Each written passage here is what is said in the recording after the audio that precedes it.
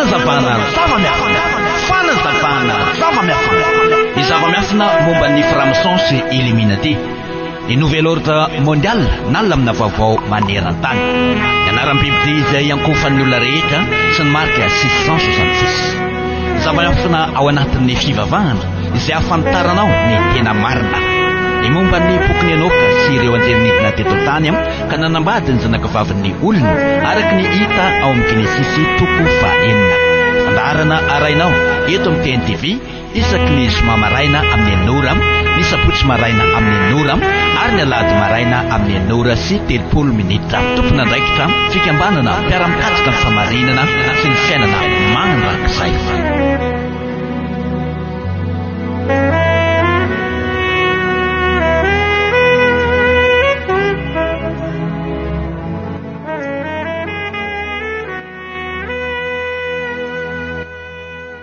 Dia ampifaliana indray amin'ity ora ity no androsoana ho tokantranonao ny alalany ity fandaharana eto amin'ny fahitalavitra ity. Miarabanao izahay avy eto anivo ny fikambanana mpiara-mikatsaka ny famarinana sy ny fiainana mandrakizay, maniry hatrany ny tahiny ny avindrindranao sy ny ankonanao ary iarovany anao koa manoloana ny zava-misy eto amin'ny firenentsika. Izahay ihany koa nefa dia manentana anao mba hiaina tanteraka amin'ny famarinana ary ampiasa ny anaran'ny avondrindra izay aseho ny fikambanana sy toriny ny fikambanana ary voalaza ao amin'ny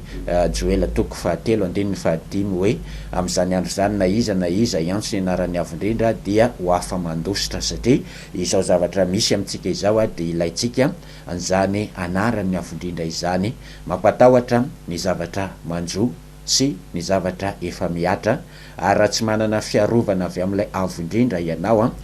dia mety hitebiteby sy hitaintaina, fa izay mialoka ao amin'ny fiarovana na mialoka amin'ny firenen'ny avondrindra dia tsy hitebiteby tsy mba hitaintaina manoloana an'izao zava-misy izao. Manoloana zany indrindra dia ilainao ny mahafantatra ny fitaka izay namitahana an'izao tontolo izao, satria tsy hoe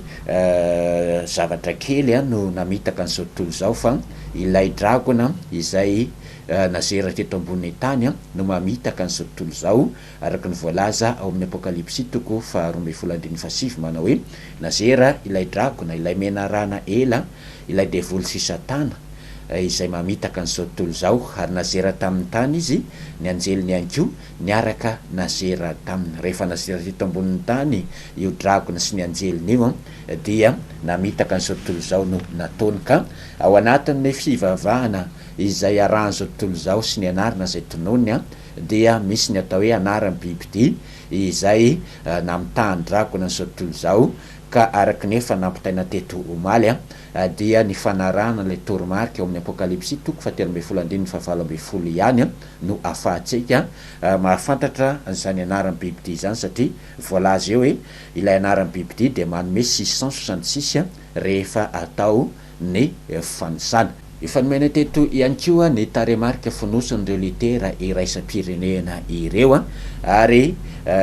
ny zavatra tokony ho atao ihany koa raha mba hafantarana ny anaran'ny bibidy dia efa natory teto. Andeha averintsika eo amin'ny écran izany taremarika fonosin'ny litera iraisam-pirenena izany, na ihany koa ny valeur numérique n'ireo litera iraisam-pirenena ireo dia io hitatsika eo amin'ny écran io ho antsika izay manaraka tsara izany. Izay tsy maharaka moa dia efa misy ny VCD na narakitsary izay ahafahantsika manaraka an'io aty amin'ny fikambanana mpiara-mikatsaka ny famarinana sy ny fiainana mandrakizay. Ireo no taremarika fonosin'ny litera iraisam-pirenena, ary amin'ny alalanareo taremarika fonosin'ny litera iraisam-pirenena ireo ihany koa no ahafahantsika manaraka ny toromarika rehetra ahafantarana ny anaran'ny bibidy araka ny voalaza amin'ilay 5:20 Apokalipsy 3:10 hoe eto no ilaina ny fahendrena aoka izay manan-tsaina nisan'ny bibidy fa fansan'olo zany, ary ilay isa dia 920 no isan'ny anaran'ny bibidy rehefa atambatra ny taremarika fonosiny litera nanoratana an'ilay anaran'ny biby de mety hipetraka ny fanontaniana ao an-tsaitsika mpijery ao tokantrano hoe sao de zavatra amboamboarina na zavatra foroporonina fotsiny ty zavatra avoakanay ty de efa namafisiko atrano hoe tsy izahay no namorona na nametaka an'ireo valeur numérique ny litera iraisam-pirenena ireo fa ry zareo manam-pahaizana izay mivondrona na mikambana ao anatin'ny fikambanana ny franc-maçon sy illuminati izay fikambanana miafina mametraka ny fandaminana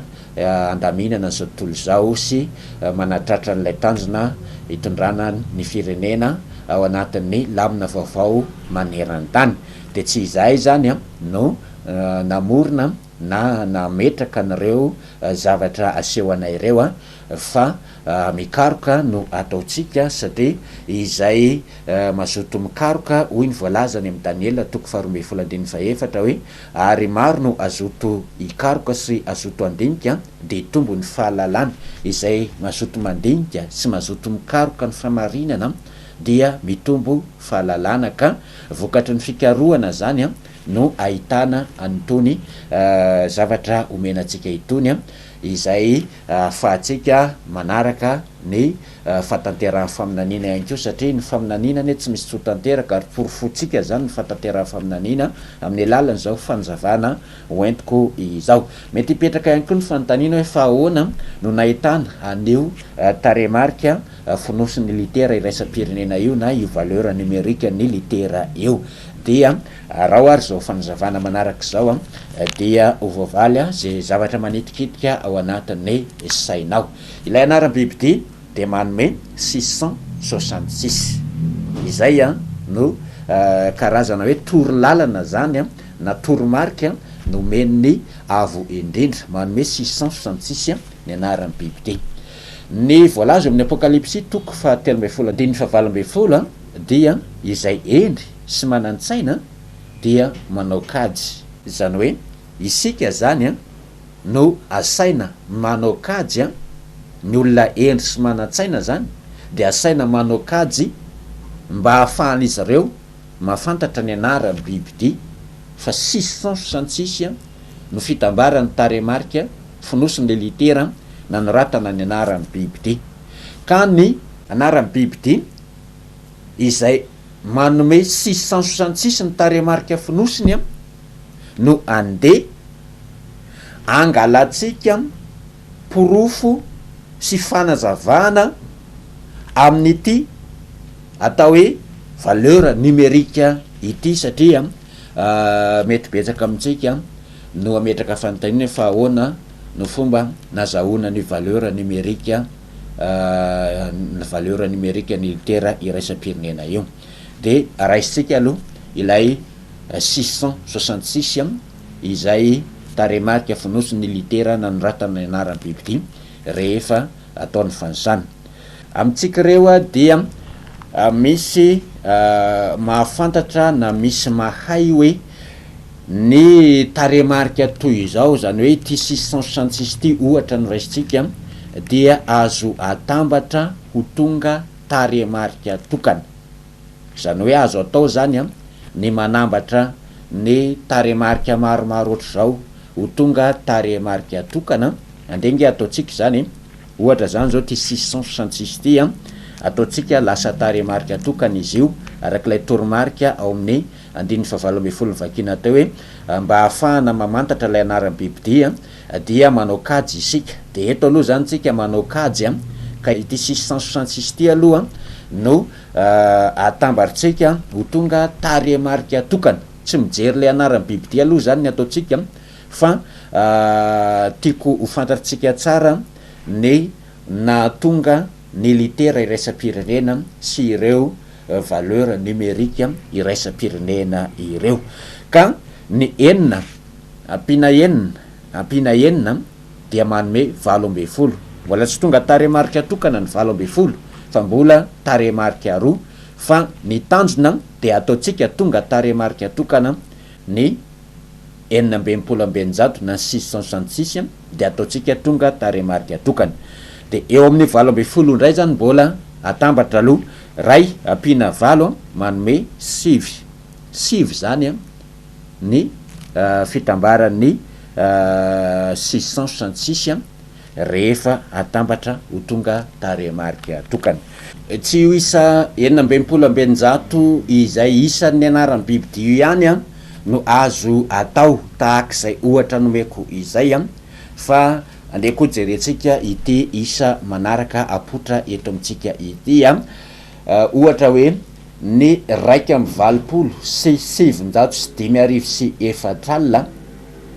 ho ataotsika tonga taremarika tokana araka io hita eo amin'ny écran io ny 4 ampina 5 ampina 7 ampina 8 ampina 2 akambana zany reo 4 ampina 5 ampina 7 ampina 8 ampina 2 mira 720 mbola taremarika roa reo ireo 720 reo fa ny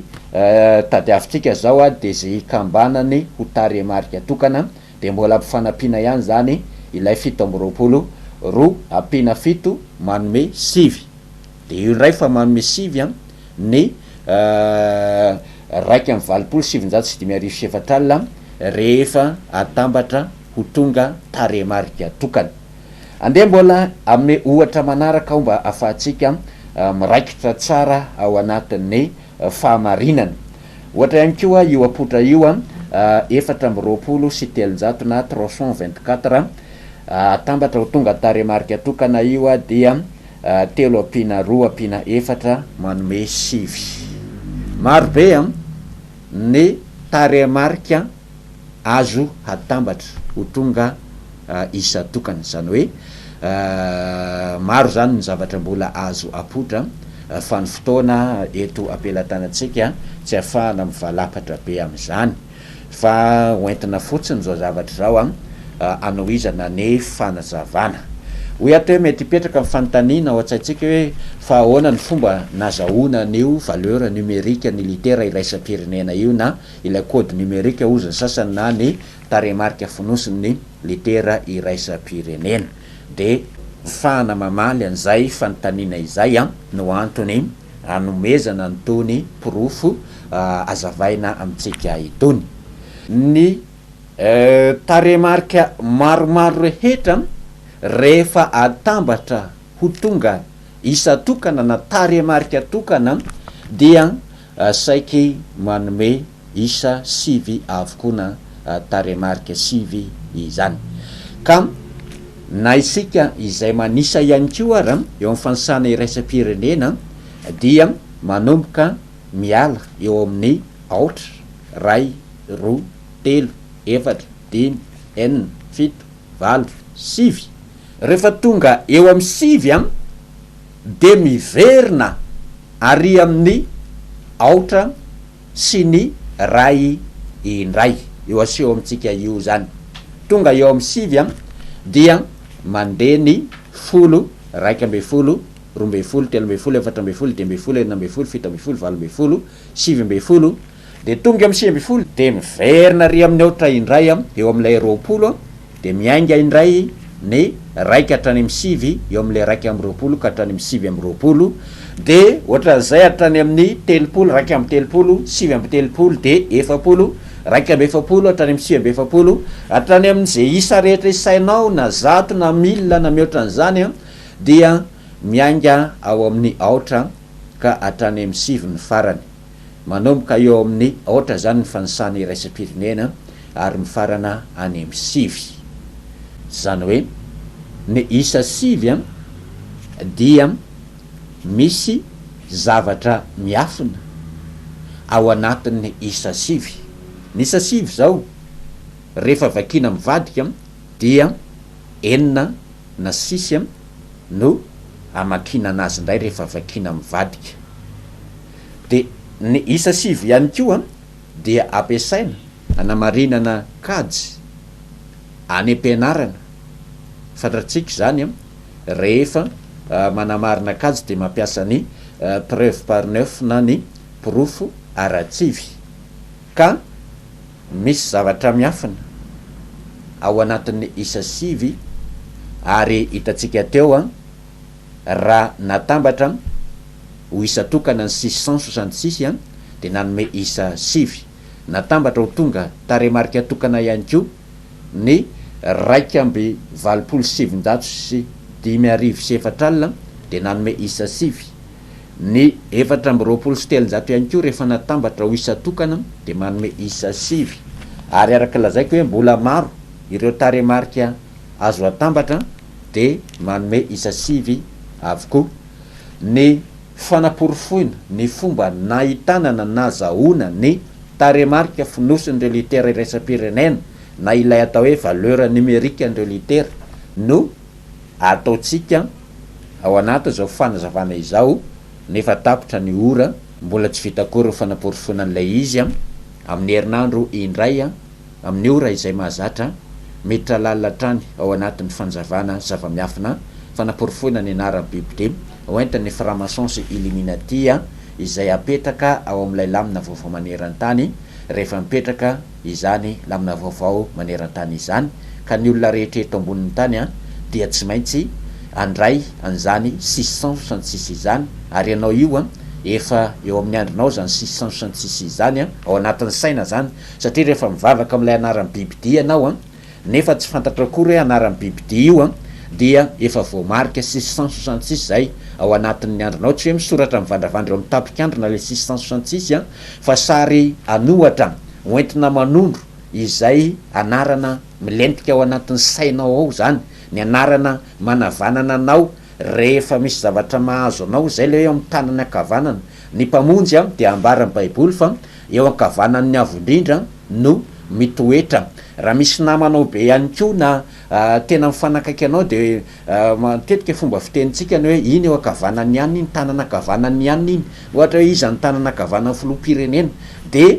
oentina manondro sary anohatra manko le faminan'iny, oentina manondro zavatra izay tena akaiky mifonao sy maminao, ka ny eo ankavananao na eo na manavanana anao rehefa misy problème dia miantso an'io anaran-tsampy na anaran'ny diso io ny anaran'i Jesosy zany, ny anaran'ny Juvina, ny anaran'ny Jesus zany anaran-tsampy teneniko zany efa noentina teto miporofo misy amin'ireo anaran'ireo manome 666 rehefa rahanao ny toromarika eo amin'ny apokalipsy 3:17 manao ny fanisany ianao ka atambatra ao ny taremarika fonosiny litera nanoratana an'ireo anarana ireo. Maro amin'ny olona eran'izao tontolo zao nefa miankohaka amin'io anaran'ny bibidi io ary isotro ny fahatezeran'ny avondrindra izay miankohaka amin'io anaran'ny bibidi io. Mametraka mandra-pitafary ho amin'ny herinandro indray.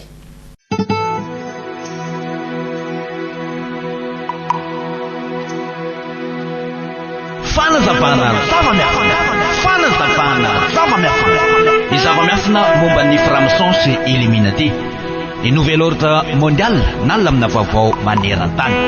Ny anaran'ny bibidi izay ankofan'ny olona rehetra sy ny marika 666 zava-miafina ao anatin'ny fivavahana izay ahafantaranao ny tena marina, ny momba ny boky ny enoka sy ireo anjelinidina teto tany ka nanambady ny zanakavavin'ny olona araka ny hita ao amin'ny Genesisy 9:9. Fandaharana arainao eto amin'ny TNTV